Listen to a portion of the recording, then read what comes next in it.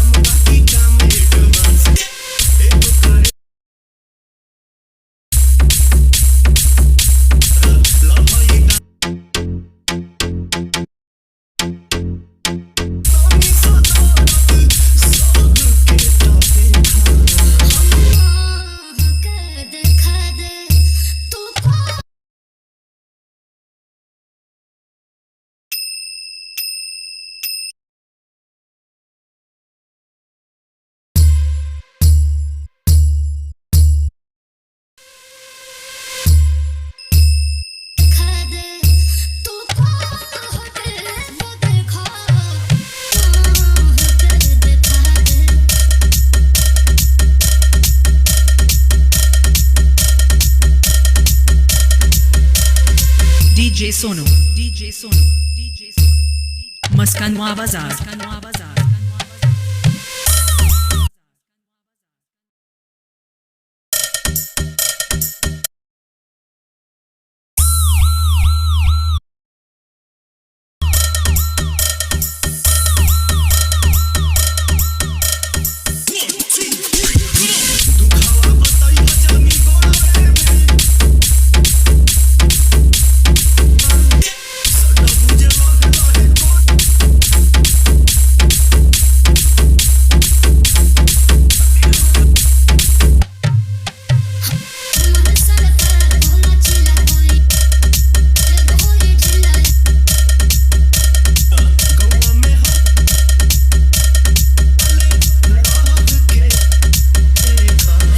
DJ Sono,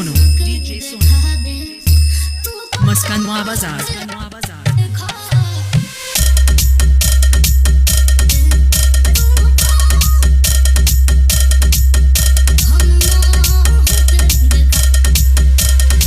DJ Sono, Maskanwa Bazaar.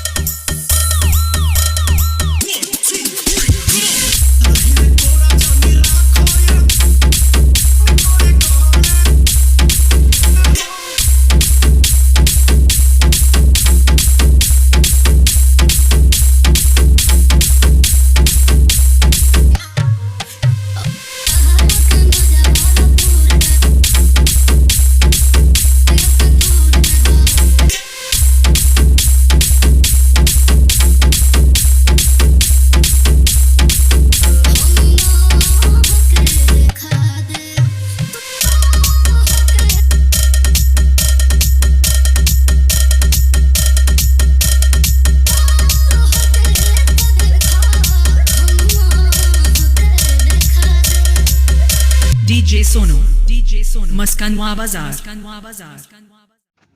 तो दोस्तों, हमारा रिमिक्स कैसा लगा हमें कमेंट करके ज़रूर बता देना भाई। और जो भाई लोग हमारे इस नए चैनल पर जुड़े होंगे प्लीज़ चैनल को सब्सक्राइब कर लीजिए और बेल आइकन को प्रेस कर दीजिए ताकि कोई वीडियो अपलोड करें तो नोटिफिकेशन आप तक जल्दी पहुंच जाए। और जो भाइयों को ईडीएम का पैक चाहिए या कुछ भी पैक चाहिए वो व्हाट्सएप पर मैसेज करें, वहाँ से हम दे देंगे।